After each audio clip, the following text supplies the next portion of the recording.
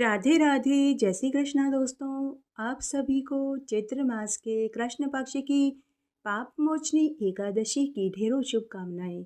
आइए आज हम पाप मोचनी एकादशी की संपूर्ण व्रत कथाएं एक एक करके सुनते हैं।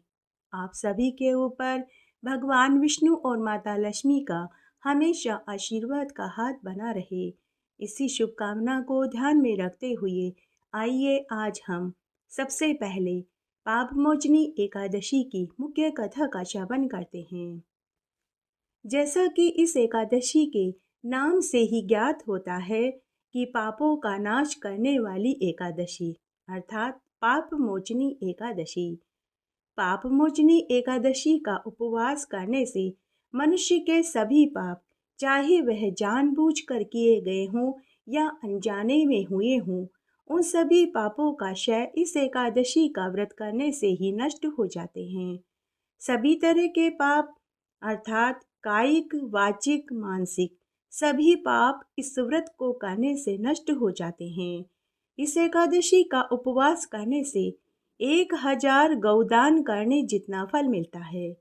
एक बार भगवान राम जी को रावण जैसे ब्राह्मण का वध करने पर ब्रह्महत्या का पाप दोष चढ़ गया था। तब इस दोष की मुक्ति के लिए उन्होंने भगवान शंकर के कहने पर कपाल मोचन तीर्थ में जाकर स्नान किया और पाप मोचनी एकादशी का उपवास किया था। तब जाकर भगवान राम ब्रह्महत्या के पाप दोष से छूट पाए थे। उसी तरह कलयुग में पाप मोचनी एकादशी का व्रत करके वह भगवान विष्णु का षोडश उपचार विधि से पूजन करके मनुष्य अपने अगले पिछले 7 जन्मों के पापों से छूट सकता है। ब्राह्मण, क्षत्रिय, वैश्य, शूद्र, स्त्री, पुरुष, युवा, वृद्ध सभी को पाप मोचनी एकादशी का उपवास अवश्य करना चाहिए। भगवान कहते हैं कि अगर मनुष्य इस एकादशी का उपवास कर लेते हैं तो वे सब तरह के घोर से भी घोर पाप कर्मों से छूट जाएंगे और अंत में विष्णु लोक को ही प्राप्त करेंगे। इसीलिए शास्त्रों में कहा गया है कि सभी पाप कर्मों का नाश करके सर्वोच्च गति प्रदान करने वाली एकमात्र दुर्लभ यही एकादशी है। पापमोचनी एकादशी प्रत्येक साल चैत्र मास के कृष्ण पक्ष में आती है। एक बार राजा युधिष्ठिर ने भगवान श्री कृष्ण से पापमोचनी एकादशी का महात्म्य और कथा पूछी थी। तब भगवान कृष्ण युधिष्ठिर से बोले कि हे राजन, एक बार राजा मानधाता ने लोमेश ऋषि से चैत्र मास के कृष्ण पक्ष की एकादशी की महिमा पूछी थी। तब लोमेश ऋषि ने राजा मानधाता को इस एकादशी का महात्म्य और व्रत कथा सुनाई थी। मैं आज तुम्हें वही कथा सुनाने जा रहा हूँ। तब भगवान कृष्ण युधिष्ठिर से बोले कि हे राजन, घोर से अत्यंत घोर जघन्य पापों को भी यह एकादशी व्रत करने से नष्ट कर देती है। इस व्रत का पालन करने वाले व्यक्ति को अष्ट सिद्धि 9 निधियां प्राप्त हो जाती है। तब भगवान कृष्ण ने युधिष्ठिर को वही कथा सुनाई जो लोमेश ऋषि ने राजा मानधाता को सुनाई थी। वह कथा इस प्रकार है। सतयुग में देवताओं के कोषाध्यक्ष कुबेर के पास चैत्र रथ नामक एक अत्यंत ही सुंदर उपवन था। उस उपवन में सदैव बसंत ऋतु का वास रहता था। वहां की धरती को छूकर बहने वाली हवा की लहरें शीतलता प्रदान करती थी। चारों ओर सुंदर सुंदर फूल थे, सुगंधित पुष्प व फलों से लदे हुए पेड़ थे। कोयल कूकू की ध्वनि करती रहती थी, मोर नृत्य करते थे, भंवरे गुंजायमान करते रहते थे। पूरा उपवन हमेशा महकता रहता था। उस वन में स्वर्ग के देवता भ्रमण करने आते थे। समदेव राज इंद्र अपनी अप्सराओं के साथ चैत्र, वैशाख, माघ मास में इन उपवनों में क्रीड़ाएं करते रहते थे। गंधर्व गीत गाते और किन्नरें नृत्य करती थी। इसी उपवन में च्यवन ऋषि के पुत्र मेधावी मुनि भी भगवान शिव को प्रसन्न करने के लिए कठोर तपस्या कर रहे थे। मेधावी मुनि भगवान महादेव जी के परम भक्त थे। उनकी तपस्या इतनी उग्र व कठोर थी कि जिसके कारण उनके शरीर में सौ सूर्य की लालिमा प्रकाशित होती रहती थी। उनका शरीर कामदेव की सुंदरता से भी अधिक सुंदर हो गया था। उस मुनि के बलिष्ठ हष्ट पुष्ट व बलवान शरीर को देखकर अप्सराएं उनके ऊपर मोहित होने लगी। अनेक अप्सराओं ने उनके तप को भंग करने की बहुत कोशिशें करी, लेकिन वे उनके तप को भंग नहीं कर पाई। वे सभी असफल हुई अप्सराएं दुखी मन से मंजूघोषा अप्सरा के पास गई और अपने मन की बात बताने लगी। मंजूघोषा अप्सरा बला की खूबसूरत थी। उसकी सुंदरता के आगे मेनका व उर्वशी भी पानी भरती थी। तब मंजूघोषा अप्सरा ने निश्चय किया कि मैं उस मुनि की तपस्या को अवश्य भंग करूंगी। मंजूघोषा अप्सरा ने अन्य अप्सराओं को वचन दिया कि तुम लोग यह काम मुझे सौंप दो। मैं तुम्हारे इस काम को एक ही इशारे में पूरा कर दूंगी। तब मंजूघोषा अप्सरा उसी चैत्र रथवन में पहुंच गई। वह अप्सरा पूरे समय उसी वन में रहने लगी और मधुर मधुर वीणा बजाकर सुंदर सुंदर गीत गाने लगी और नृत्य करने लगी। बीच बीच में वह अपने वस्त्रों को नीचे गिरा देती, कभी पायल बजाती तो कभी चूड़ियां खनखाती तो कभी नैनों से तीर चलाती। लेकिन मेधावी मुनि ने मंजूघोषा अप्सरा की तरफ देखा भी नहीं। तभी महादेव जी के शत्रु कामदेव भी वहां पहुंच गए। जैसा कि हम सभी को मालूम है कि भगवान महादेव की तीसरी आंख से कामदेव भस्म हो गए थे। तभी से कामदेव के पास खुद का शरीर नहीं था, लेकिन उनकी शक्तियां आज भी उतनी ही प्रबल व तेज थी। महादेव जी से बदला लेने के इरादे में कामदेव ने मंजूघोषा अप्सरा का साथ देने का निर्णय लिया, क्योंकि मेधावी मुनि शिवजी के भक्त थे और शिवजी के भक्त को हराने के लिए ही कामदेव ने मंजूघोषा अप्सरा का साथ दिया। तभी कामदेव मेधावी ऋषि की तपस्या को भंग करने के लिए मुनि के शरीर में प्रवेश कर गए। मुनि के शरीर में काम के प्रवेश करते ही मुनि का मन शिवजी के ध्यान से भंग हो गया। मुनि को काम से पीड़ित देखकर मंजूघोषा अप्सरा उनकी गोद में आकर बैठ गई और उनके गले में बाहें डालकर उन्हें चूमने लगी और प्यार करने लगी। इस तरह मुनि अप्सरा के साथ रमण करने लगे। उस समय उन्हें दिन और रात्रि का पता ही नहीं चलता था। रमण करते करते कई महीने और कई साल बीत गए। तब एक दिन मंजूघोषा अप्सरा को पूर्ण यकीन हो गया कि मैंने मुनि की तपस्या को भंग कर दिया है, तो उसने वापस स्वर्गलोक जाने का निश्चय किया। अप्सरा ने मुनि से स्वर्गलोक जाने की आज्ञा मांगी। यह सुनते ही मेधावी मुनि अप्सरा से बोले कि हे सुंदरी, तुम तो आज ही संध्या के समय आई थी। तुम आज ही वापस क्यों जाना चाहती हो? कम से कम एक रात्रि और ठहर जाओ, प्रातःकाल होते ही चली जाना। तब मंजूघोषा अप्सरा पुनः रुक गई। फिर से वे रमण करने लगे। फिर से कई साल बीत गए। इस प्रकार उन्हें रमण करते हुए 57 साल 9 महीने और 3 दिन हो गए। लेकिन कामदेव के प्रभाव से मेधावी मुनि को संपूर्ण समय अर्धरात्रि के समान ही प्रतीत हो रहा था।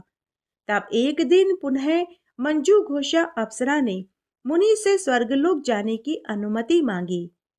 पुनः ऋषि ने उसे ठहरने के लिए कहा, लेकिन अप्सरा मुनि की भोग शक्ति से भयभीत हो चुकी थी। उसने मुनि से कहा कि हे मुनिवर, आपकी रात्रि तो बहुत लंबी है। कृपया अब आप सम विचार करके बताइए कि आपको मेरे साथ रमण करते हुए कितना समय हो गया है। जब ऋषि ने सुना तो उन्होंने समय की गणना करी। जब समय 57 साल 9 महीने और 3 दिन का पता चला तो उन्हें याद आया कि मैं तो भगवान शिवजी को प्रसन्न करने के लिए तपस्या कर रहा था। ओह, यह मैंने घोर पाप कर डाला है। तब मुनि ने उस अप्सरा को काल का ही रूप माना। मुनि क्रोधित होते हुए बोले कि हे दुष्टा, हे दुराचारिणी, पापिन कुलटा, तूने मेरे तप को भंग किया है। तूने एक चुड़ैल बनकर मुझे ठगा है। जा, मैं तुझे शाप देता हूँ कि तू इसी समय पिशाचनी हो जा। मुनि को क्रोधित देखकर मंजू घोषा अप्सरा हाथ जोड़कर खड़ी हो गई। उसके अधर कांपने लगे, इंद्रियां संकुचित होने लगी। वह अप्सरा उसी क्षण पिशाच की योनि को प्राप्त हो गई। अप्सरा से पिशाचनी बनी वह मुनि से हाथ जोड़कर बोली कि हे मुनिवर, अब आप अपने क्रोध का त्याग कीजिए। विद्वानों का कहना है कि साधु संतों की संगत से अच्छा ही फल मिलता है। फिर मैंने तो आपके साथ 57 साल बिताए हैं। अगर इन वर्षों में मैंने एक क्षण भर की खुशी या तृप्ति आपको दी है, तो कृपया अब आप मुझे इस शाप से छूटने का उपाय बताइए। कुछ समय के बाद जब मुनि का क्रोध शांत हो गया, तब मुनि अप्सरा से बोले कि हे दुष्टा पापिन, तूने मेरा बहुत बड़ा नुकसान किया है। तूने मेरे तप को भंग किया है, लेकिन फिर भी मैं तुझे शाप से छूटने का उपाय बताता हूँ। तू इसी चैत्र रथ वन में रहकर चैत्र मास के कृष्ण पक्ष की पाप मोचनी एकादशी का पूरे नियम धर्म से उपवास करना, भगवान विष्णु का पूजन करना, तो तू पिशाच योनि से छूटकर पुनः पूर्ववत रूप को प्राप्त हो जाएगी। उसके बाद मुनि ने उसे एकादशी व्रत की पूरी विधि बताई और फिर वे अपने पापों का प्रायश्चित करने के लिए अपने पिता च्यवन मुनि के पास उनके आश्रम में चले गए और उन्हें पूरी बात बताई। उनके चरणों में गिरकर वे क्षमा मांगने लगे। तब उनके पिता च्यवन ऋषि बोले कि हे पुत्र, तूने घोर पाप कर डाला है। हे पुत्र, तेरे जीवन भर के सभी पुण्य और अब तक जो तूने कठोर तप किया वे सब नष्ट हो चुके हैं। हे पुत्र, तूने एक साथ दो दो पाप किए हैं। एक तो पर स्त्री गमन किया, साथ ही तूने क्रोध में आकर उसे पिशाचनी होने का शाप भी दिया। हे पुत्र, इन दोनों पापों से छूटने का एक ही उपाय बचा है। पुत्र, चैत्र मास की पाप मोचनी एकादशी का विधि पूर्वक व्रत करने और विष्णु भगवान की पूजा करने से तू इन पाप कर्मों के दोष से छूट जाएगा। तब मेधावी मुनि ने अपने पिता के सानिध्य में रहकर चैत्र मास की एकादशी का निर्जला उपवास किया।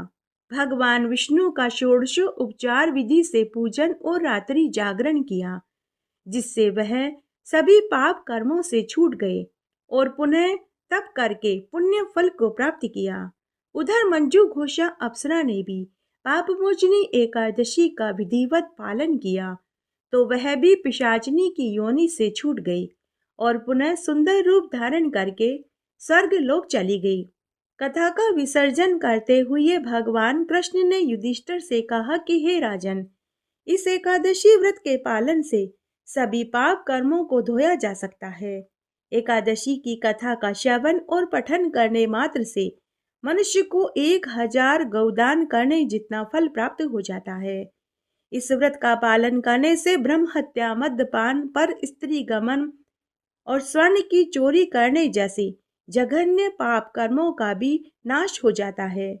मनुष्य एक प्राणी मात्र है, कहीं न कहीं हमसे पाप हो ही जाते हैं, चाहे वह चलते उड़ते बैठते समय चींटी मच्छर मक्खी के मर जाने का ही क्यों न हो, जानबूझकर अंडे मांस का सेवन करने का पाप क्यों न हो, ये सभी पाप की श्रेणी में ही गिने जाते हैं। इनकी सजा प्रत्येक व्यक्ति को भुगतनी ही पड़ती है, चाहे वह इन पापों को इस जन्म में भुगते या अगले जन्म में, लेकिन प्रारब्ध तो प्रत्येक मनुष्य को भोगने ही पड़ते हैं।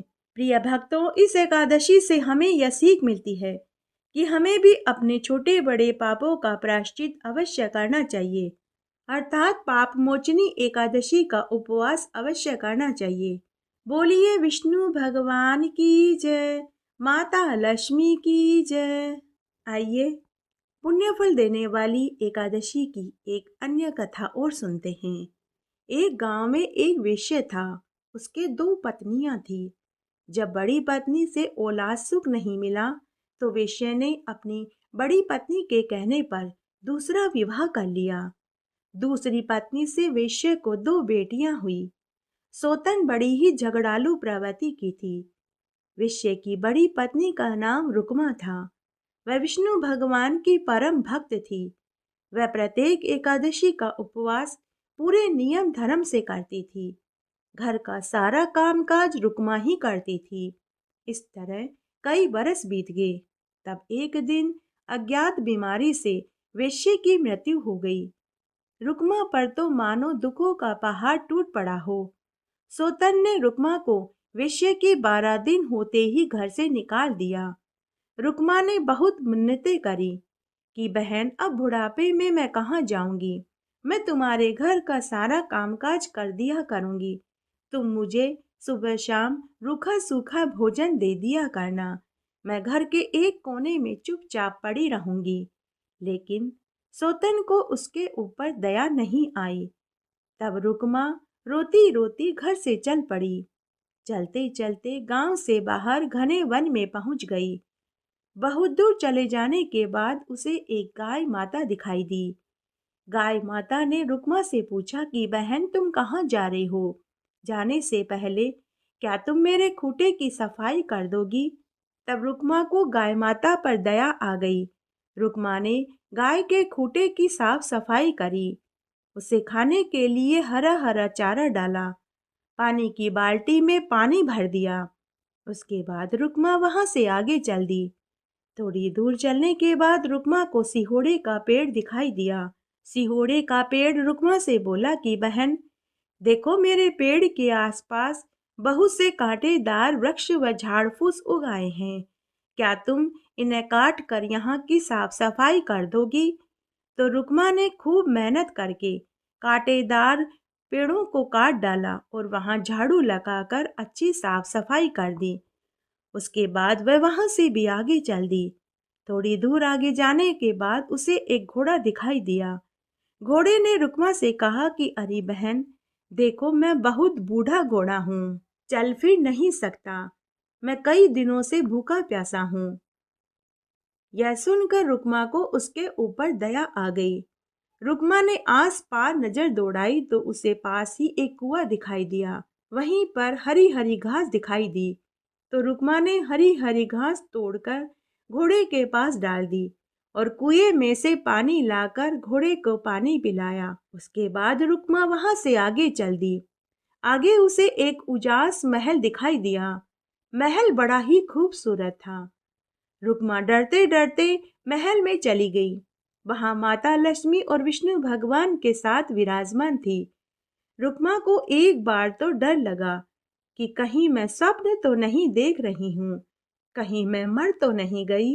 रुक्मा के मन की बात माता लक्ष्मी ने जान ली। माता लक्ष्मी रुक्मा से बोली कि बेटी, यहाँ आओ, हम तो तुम्हारी ही प्रतीक्षा कर रहे थे। बेटी, हम तेरे एकादशी व्रत से बहुत खुश हुए। तुम कोई एक वरदान मांग लो। तो रुक्मा ने कहा कि हे माता, मुझे आप दोनों के दर्शन होंगे, अब मुझे कुछ नहीं चाहिए। तब माता लक्ष्मी ने रुक्मा को सुंदर पुत्र दिया और कहा कि तुम वापस अपने गांव में अपने घर चली जाओ। रुक्मा माता लक्ष्मी और विष्णु भगवान को प्रणाम करके आशीर्वाद लेकर पुत्र को चूमती हुई वापस अपने गांव की ओर चल दी। तो सबसे पहले उसे घोड़ा मिला। तब घोड़े ने रुक्मा को एक सुंदर रथ वाला घोड़ा दिया और कहा, बहन, तुम इस रथ में अपने पुत्र के साथ बैठ जाओ। यह रथ तुम्हें तुम्हारे घर तक पहुंचा देगा। यह सुनते ही रुक्मा खुश हो गई और अपने पुत्र को लेकर रथ में बैठ गई। उसके बाद वह वहां से आगे चल दी।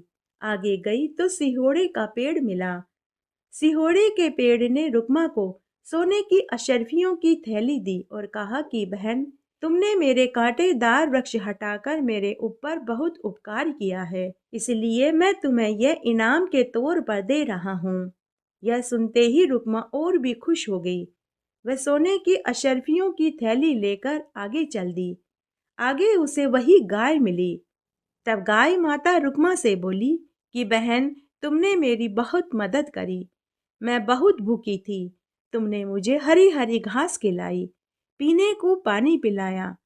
लो, मैं तुम्हें कपिला गाय उपहार में देती हूँ। तुम इस गाय को ले जाओ। तुम इस गाय से जो भी चीज मांगोगी वही चीज तुम्हारे पास आ जाएगी। यह जानकर रुक्मा और भी खुश हो गई। वह कपिला गाय को रथ से बांधकर अपने गांव की ओर, अपने घर की ओर चल दी। जब वह अपने घर आई तो सोतन ने पूछा कि तुम यह सब चीजें कहाँ से लाई। तब भोली भाली रुक्मा ने पूरी सच्चाई बता दी। सोतन उसी समय यह सब चीजें पाने के लालच में अपनी दोनों बेटियों की जिम्मेदारी रुक्मा को सौंप कर घर से निकल पड़ी। उसे भी रास्ते में गाय माता मिली। गाय ने सोतन से कहा कि मेरे खूंटे की साफ सफाई कर दो। तो सोतन ने इनकार कर दिया और बोली कि मैं कोई तेरी नौकरानी हूँ जो तेरा काम करूँ। फिर सिहोड़े के पेड़ से भी उसने मना कर दिया। बाद में घोड़े का भी काम करने से इनकार कर दिया। इस तरह सुबह से शाम हो गई, लेकिन उसे कोई महल नहीं दिखाई दिया। वह थक हार कर भूखी प्यासी वापस गांव की ओर चल दी। मार्ग में उसे सबसे पहले घोड़ा मिला। घोड़े ने उसे दुलत्ती मारी। सिहोड़े के पेड़ ने एक भारी भरकम डाल उसके ऊपर गिरा दी। गाय ने उसे सींगों से खूब मारा। इस तरह वह गिरती पड़ती अपने कर्मों का फल भोगती हुई पुनः अपने घर पहुंच गई। शास्त्रों में सही कहा गया है कि अच्छे कर्म करने का फल अच्छा और बुरे कर्म करने का फल बुरा ही होता है। बोलिए विष्णु भगवान की जय। आइए आज हम एकादशी के व्रत के दिन एक पवित्र पारंपरिक कथा का श्रवण करते हैं। एक बार एक गांव में एक खुमार दंपति रहते थे। दोनों पति पत्नी चाक पर पीली चिकनी मिट्टी से देवी देवताओं की मूर्तियां बना कर के बेचते थे। दोनों पति पत्नी बड़े ही धार्मिक प्रवृत्ति के थे। वे भगवान महादेव और माता पार्वती जी के परम भक्त थे। हर महीने दोनों पक्ष की एकादशी का वे उपवास रखते थे। रोज मंदिर में महादेव जी को जल चढ़ाने जाते थे। उन्हें सभी प्रकार का सुख था। बड़ा परिवार, भाई बंधु, कुटुंब, कबीले, नाते रिश्तेदार, अड़ोसी पड़ोसी सभी से मधुर व्यवहार था। लेकिन उन्हें एक ही दुख था कि उन्हें शादी के 5 साल बीत जाने पर भी एक पुत्र का सुख भी नहीं मिला। इसी से दोनों पति पत्नी बहुत दुखी रहते थे। साथ ही कुमार दंपति का एक नियम और था। वे एकादशी के व्रत वाले दिन चाक पर मूर्तियां नहीं बनाते थे। उस दिन वे भगवान की पूजा पाठ में समय बिताते थे। तब एक रात्रि को कुमारी अपने पति से बोली कि हे स्वामी, हमारी शादी को 10 बरस बीत चुके हैं। भगवान ने हमें औलाद सुख नहीं दिया। कोई बात नहीं, शायद हमारे ही पूर्व जन्म का कोई दोष रहा होगा। लेकिन स्वामी, हमने मिट्टी की इतनी देवी देवताओं की मूर्तियां बनाई है। कभी कभी तो लगता है कि हमें भगवान इन्हीं मूर्तियों में से प्रकट होकर दर्शन देंगे। हे स्वामी, क्या कभी ऐसा हो सकता है? तो कुमार अपनी पत्नी को आश्वासन देते हुए बोला कि भगवान जरूर हो सकता है। भरोसे पर ही दुनिया कायम है। आस पर ही यह दुनिया टिकी हुई है। किसी न किसी दिन भगवान हमें जरूर दर्शन देंगे। ऊपर कैलाश पर बैठे भगवान महादेव और माता गौरा यह सब कुछ सुन रहे थे। तब माता गौरा भगवान महादेव से बोली कि हे प्रभु, हमें हमारे भक्त की इच्छा का मान तो रखना ही चाहिए। हमें इनके व्रत और पूजन का फल इन्हें अवश्य देना चाहिए। भगवान बोले कि गौरा, समय आने पर हम इनकी इच्छा अवश्य पूरी करेंगे। तब समय बीता। एक दिन एकादशी का दिन आया। तब कुमार दंपति का उस दिन भी एकादशी का उपवास था। उस दिन वे चाक पर मूर्तियां नहीं बनाते थे। तभी उनके घर भगवान महादेव और माता पार्वती जी व गणेश जी वृद्ध दंपति का वेश बना करके और बच्चे रूपी गणेश जी को गोद में लेकर पहुंच गए और उनसे एक दिन उनके घर रहने का आसरा मांगा। कुमार दंपति तो ठहरे बड़े ही दयालु और मदद करने वाले स्वभाव के। उन्होंने खुशी खुशी अपने घर में रहने का उन्हें आसरा दे दिया। तब ब्राह्मण दंपति का बच्चा यानी गणेश जी मचल उठे। वे बोले, मुझे हाथी का खिलौना चाहिए। कुमार दंपति ने वृद्ध दंपति से पूछा कि आपका बच्चा क्यों रो रहा है। तो भगवान रूपी महादेव और पार्वती जी बोले कि हमारा बच्चा हाथी का खिलौना मांग रहा है। तो कुमार बोला कि मेरे पास तो देवी देवताओं की मूर्तियां हैं, हाथी का खिलौना नहीं। अगर होता तो मैं अवश्य आपके बच्चे को खेलने के लिए दे देता। तो वृद्ध दंपति वेश में भगवान महादेव और पार्वती जी बोले कि आप अपने चाक पर हाथी की मूर्ति बना कर के हमारे बच्चे को दे दो। तो कुमार बोला कि हे यजमान जी, आज हमारा एकादशी का उपवास है। आज के दिन न तो हम मिट्टी रौंदते हैं और न ही चाक पर मूर्तियां बनाते हैं, लेकिन मैं आपके बच्चे के लिए कल हाथी का खिलौना बनाकर जरूर दे दूंगा। तब भगवान ने कुमार दंपति की परीक्षा लेने के लिए धन की पोटली देते हुए कहा कि देखिए महाशय जी, आप चाहें तो यह धन की पोटली ले लो, लेकिन हमारे बच्चे के लिए हाथी का खिलौना बनाकर दे दो। तब वृद्ध ब्राह्मणी वेश में माता गोरा कुमार दंपति से बोली कि हे महाशय जी, धन के साथ आप चाहो तो मेरे सोने चांदी के आभूषण भी ले लो, लेकिन मेरे बच्चे के लिए मिट्टी के हाथी का खिलौना बनाकर दे दो। लेकिन कुमार दंपति हाथ जोड़ते हुए बोले कि महाशय जी, हम बड़े मजबूर हैं। इतने धन में तो आपको गांव के हाट में से बहुत सारे खिलौने मिल जाएंगे, आप वहां से ले लो। लेकिन आज मैं अपना नियम नहीं तोड़ सकता, मैं हाथी की मूर्ति बनाकर नहीं दे पाऊंगा। उसके बाद कुमार ने उन्हें भोजन परोसा। तब वृद्ध ब्राह्मण दंपति वेश में महादेव और पार्वती जी बोले कि आज तो हमारा भी एकादशी का उपवास है, आज हम अन्न नहीं खाते। तो कुमारन बोली कि आपके बच्चे को भोजन खिला दो, वह भी तो सुबह से भूखा होगा। तो फिर से भगवान महादेव और माता पार्वती जी बोले कि हमारे बच्चे का भी एकादशी का उपवास है। कुमारन बोली कि अच्छा, लेकिन यह तो अभी बहुत छोटा है, इतनी छोटी उम्र में ही आपका बच्चा एकादशी का उपवास करता है। तो वृद्ध दंपति वेश में भगवान शंकर और पार्वती जी मंद मंद मुस्कुराने लगे। उसके बाद संध्या के समय सबने बैठकर फलाहार किया और रात्रि में सभी बातें करते करते सो गए। सुबह जब कुमार दंपति सोकर उठे तो उन्हें वृद्ध दंपति और उनका बच्चा घर में कहीं दिखाई नहीं दिया। उन्होंने अपने घर में सब जगह ढूंढा, लेकिन वे कहीं दिखाई नहीं दिए। तब कुमार दंपति ने सोचा कि शायद उन्हें जल्दी जाना होगा, तो वे हमें बिना बताए ही चले गए। फिर उन्होंने नहा धोकर एकादशी व्रत का पारण किया और रोज की तरह चाक पर मूर्तियां बनाने लगे। मूर्ति जब बनकर तैयार हो गई तो वह मूर्ति भगवान महादेव, माता गोरा और गणेश जी की बनकर तैयार हुई। कुमार ने मूर्ति को गौर से देखा तो वह मूर्ति हूबहू एक दिन पहले उनके घर जो ब्राह्मण दंपति और उनका बच्चा आया था, बिल्कुल उनके जैसी दिखाई दे रही थी। कुमार ने यह बात अपनी पत्नी को बताई तो उसकी पत्नी बोली कि हाँ स्वामी, आप सत्य कहते हैं, यह मूर्ति तो हूबहू उनकी जैसी ही दिखाई पड़ती है। तब कुमारन उदास होते हुए बोली कि हे स्वामी, कल हमारे घर स्वयं भगवान आए थे और हम उन्हें पहचान ही नहीं पाए। यह कहकर वे दोनों रोने लगे। तभी उसी मूर्ति में से साक्षात भगवान महादेव, माता पार्वती जी और गणेश जी भगवान प्रकट हो गए।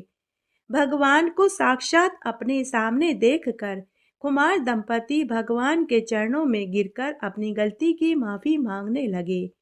साथ ही उन्होंने हाथी के खिलौने की मूर्ति न बनाने की भी क्षमा मांगी। तब भगवान बोले कि हे भक्त, हम तो तुम्हारी परीक्षा लेने आए थे कि तुम धन और जेवर के लालच में आकर अपना एकादशी पर मूर्ति बनाने का नियम तोड़ते तो नहीं हो, लेकिन तुमने अपना नियम बनाए रखा। तुम अपने नियम के पक्के निकले। तब माता गौरा ने कुमारन को पुत्रवती, धनवती और सौभाग्यवती होने का आशीर्वाद दिया। जाते जाते वे उनके घर को ठोकर मार गए तो उनका घर महल मालिये में बदल गया। घर में अन्न धन के भंडार भर गए। 3 महीने के बाद कुमारी को गर्भ ठहर गया और 9वें महीने में कुमारी को एक सुंदर पुत्र पैदा हुआ और वे सुखमय जीवन जीने लगे। हे ईश्वर, जैसे आपने कुमार दंपति को एकादशी के व्रत का फल दिया, वैसा सबको देना। कहानी कहने वाले को, सुनने वाले को और हुक्कारा भरने वाले को। अगर मनुष्य अपने जीवन काल में कोई नियम लेता है तो उसे तोड़ना नहीं चाहिए, क्योंकि अगर मनुष्य नियम का पक्का होता है तो उसका फल भगवान उसे अवश्य देते हैं। बोलिए भगवान महादेव और माता पार्वती जी की जय। एकादशी की सभी कथा कहानियों के साथ में विनायक जी की कहानी जरूर सुननी चाहिए, तभी एकादशी व्रत का संपूर्ण फल प्राप्त होता है। आइए अब हम विघ्न विनाशक विनायक जी की एक पवित्र कथा का श्रवण करते हैं। एक गांव में एक अंधी विधवा बुढ़िया माई अपने बेटा बहू के साथ रहती थी। उसका बेटा दिहाड़ी मजदूरी करता था। वह 2 समय जितना ही भोजन का प्रबंध कर पाता था। वे बहुत गरीबी में जीवन जी रहे थे। अंधी बुढ़िया माई गणेश भगवान की परम भक्त थी। वह रोज नहा धोकर गणेश जी की पूजा पाठ किया करती थी। एक दिन गणेश भगवान बुढ़िया माई की पूजा और सेवा से प्रसन्न हो गए और एक रात्रि में स्वप्न में दर्शन देकर बुढ़िया माई को बोले कि अरे बुढ़िया माई, मैं तेरी पूजा पाठ से प्रसन्न हुआ। मैं तुझे एक वरदान देना चाहता हूँ। तू कोई भी एक वरदान मांग ले। तब स्वप्न में ही बुढ़िया माई बोली कि हे गणेश जी भगवान, मुझे मांगना नहीं आता। तो गणेश जी भगवान बोले कि बुढ़िया माई, तू अपने बेटा बहू से पूछ कर रखना, मैं कल दोबारा इसी समय आऊंगा। ऐसा कहकर गणेश भगवान अंतर्ध्यान हो गए। सुबह जब बुढ़िया माई सोकर उठी तो उसे अपने स्वप्न वाली बात याद आई। तब उसने अपने बेटा बहू को गणेश जी वाली बात बताई।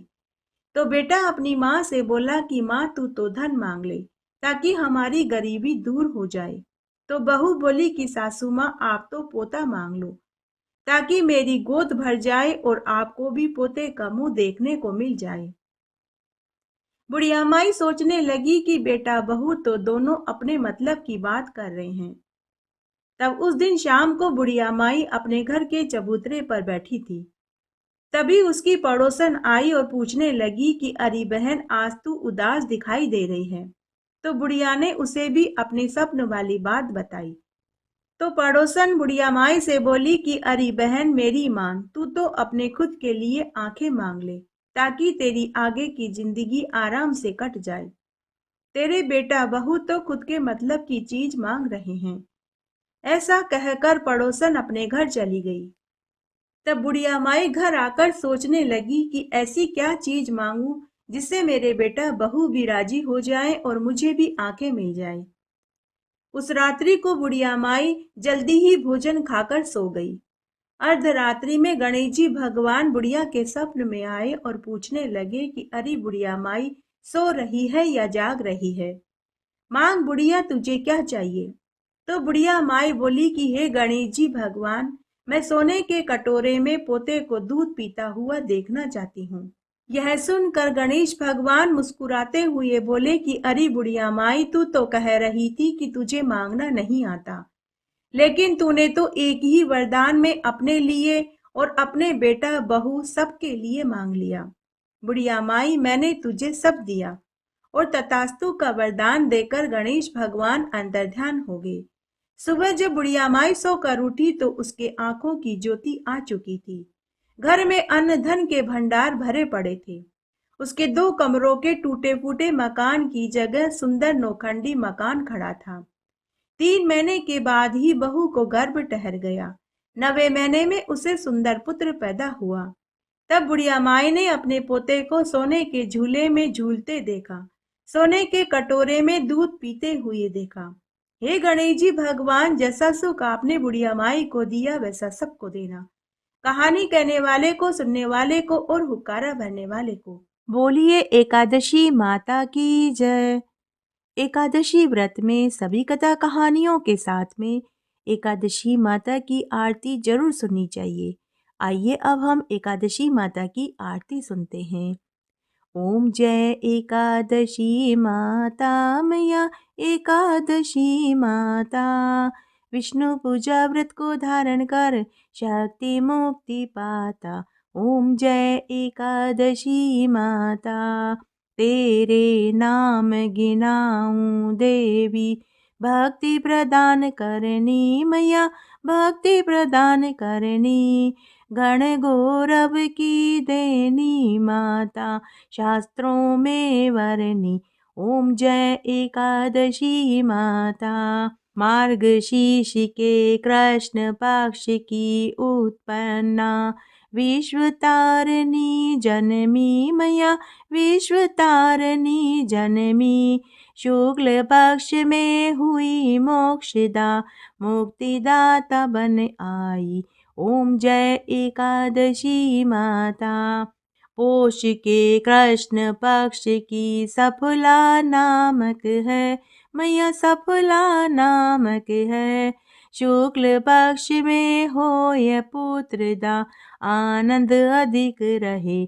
ओम जय एकादशी माता, नाम षट तिला माघ मास में कृष्ण पक्ष आवे मैया कृष्ण पक्ष आवे। शुक्ल पक्ष में जया कहावे, विजय सदा पावे।